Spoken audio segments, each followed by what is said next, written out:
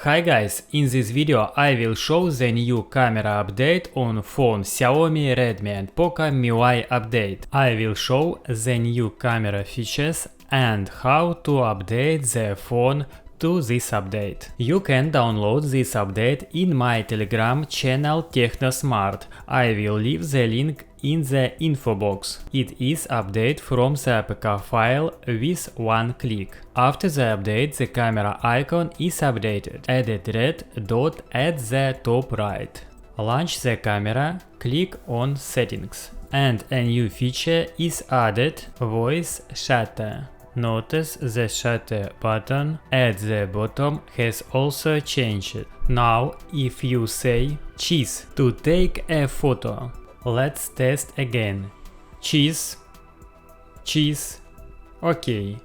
And another new feature in this update, if the shutter button is moved to the left or right, then a series of photos are created. After creation, you can open the galleries and see them and choose the best. If you don't like the update or it's unstable, you can uninstall it. To this, I click on the camera and hold. Set up info, click Install Update. All update to this Android system app will be installed, OK, and return the old version of the camera. If you liked the video, please like it, subscribe to my YouTube channel, see you in new videos.